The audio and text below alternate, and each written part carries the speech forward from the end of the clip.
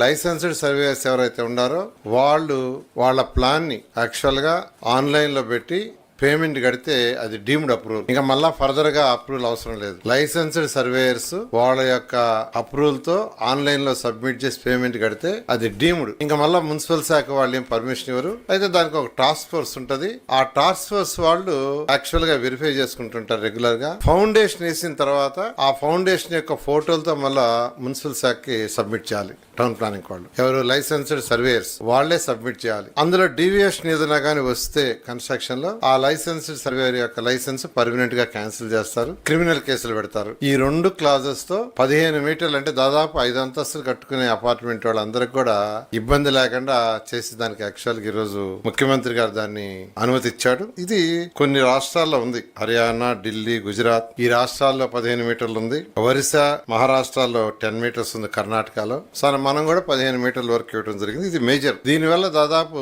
95% of the houses కట్టుకునే వాళ్ళకి ఆఫీసుల చుట్టూ తిరగకుండా, మున్సిపల్ ఆఫీస్ చుట్టూ తిరగకుండా వాళ్ళ లైసెన్స్డ్ సర్వేయర్స్ ప్లాన్ ని డిజైన్ చేసి స్టాంప్ వేసి ఆన్లైన్ లో గానీ ఇన్పుట్ చేస్తే దట్ ఈస్ సఫిషియంట్.